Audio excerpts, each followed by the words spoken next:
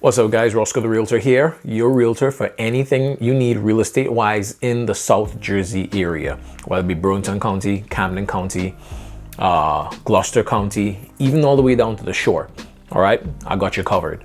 Now, today we're here to talk about what you need to do or what you need to know before purchasing a home.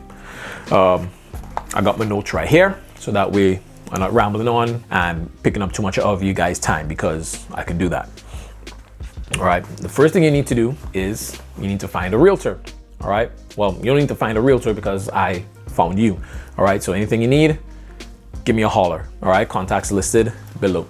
The second thing we need to do is to get pre-qualified, right? When you get pre-qualified, now you know what your buying power is. Now we're not driving around looking at a whole bunch of stuff, all right, that you cannot afford at this point in time when you're looking to buy a home, all right? And that's what getting pre-qualified does.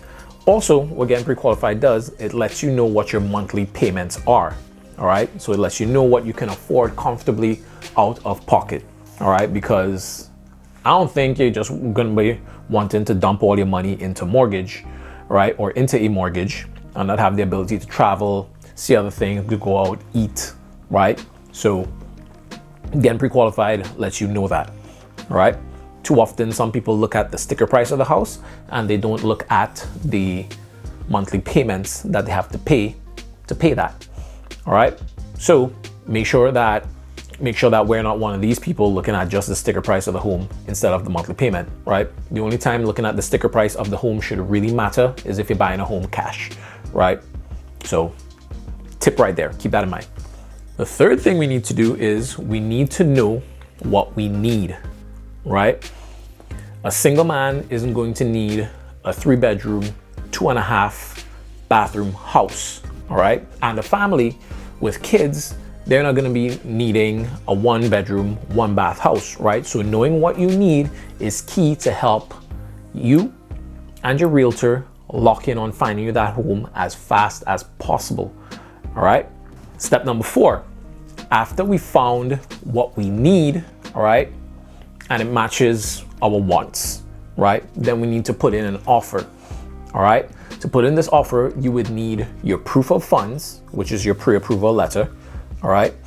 You would need a realtor to put this offer in for you as well, all right? Right here again, guys, all right? So after we put that offer in, all right, and it should be a smart strategic offer for the market that you are in, all right? Sometimes it's a seller's market like we're in right now, so your offer is basically not going to benefit you like it would if it was a buyer's market, all right? Remember, the main goal here is to get your house, all right? So keep that in mind, all right? And having a good realtor can help you make a strategic offer, all right, where one, you're not spending too much money, all right, to get the home, all right, and 2, you're putting out what you need to help get the home, all right? So make that offer. Step number 5, you're gonna need a good realtor, and sometimes you might need a good lawyer if you want to, all right?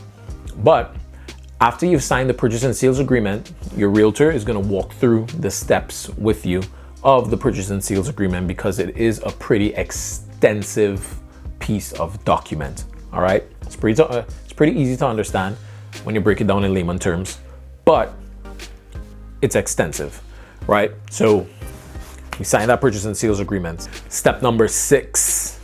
Now, after you sign the purchase and sales agreement, you're going to need to have your earnest money deposit ready to go, right? So your earnest money deposit is part of your offer, right? Or it was part of your offer. Your realtor would have talked about what it should be with you, all right? Or what you're comfortable putting down as your earnest money deposit, all right? And you put that down in the form of a bank check made out to the title company that is going to be holding your earnest money deposit, all right? I don't hold it. I don't want to hold it, all right? Now, your earnest money deposit shows that you are a serious buyer, all right? You're putting your money where your mouth is and you're not gonna walk away from this transaction, all right? That's what having an earnest money deposit says. So the stronger your earnest money deposit, the more serious you appear to be on paper as a serious buyer, right? Step number 7, we get inspections, all right? Now, whenever you're buying a home, you should never, ever, ever forego inspections, all right? Now, some of you all may have heard that there were buyers waiving inspections in order to get a home, all right? Even if you do choose to waive inspections, you can get inspections, all right, for informational purposes only. That means that you're not gonna nickel and dime the seller on the inspections, all right? Step number 7, it's inspection time, all right? You should never, ever, ever buy a house without getting an inspection, all right? Getting an inspection lets you know what's wrong with the house, what's need to be fixed, all right, before you move in or after you move into the home, all right? It just gives you, as the buyer, a peace of mind as to what you're walking into, all right? So that's step number 7, get your inspections. Step number 8, it's time for negotiations, all right? So we got our inspections, if they reveal something that you're not comfortable moving into the house with, all right, we can then talk to the seller about fixing this or giving you money towards this fixture, all right, or fixes, right? So, but you got to be careful with that, all right? In a seller's market, if you do try to do that, you run the risk of not getting the home that you want, all right? In a buyer's market, that's fine. The pros and the cons of buying in a seller's market is, the pro is you get the house, all right? That's the pro, because everybody is after that one commodity, all right? The cons are sometimes you may need to give up what you want the seller to fix for you, all right? And we are in a seller's market right now. Step number 9, if all negotiations are agreed upon, right, we go ahead and we go through with the sale of the home, all right? Step number 10, all right, so we're closer to closing day. This is your final walkthrough, right? This is where you walk through the home and make sure that everything is sound with the home when the sellers were moving out. So this is where we make sure that there's no leaks, no floods in the basements, no holes in the wall from moving, right? No stains on the carpet, right, from moving, all right? So that's your final walkthrough. And step number 11, we turn the utilities to your name, all right? We do this before the day of closing or during the day of closing to avoid a shut-off fee, all right? Now, this is a fee, it can be $100, $150, $200, depends on your energy provider, right?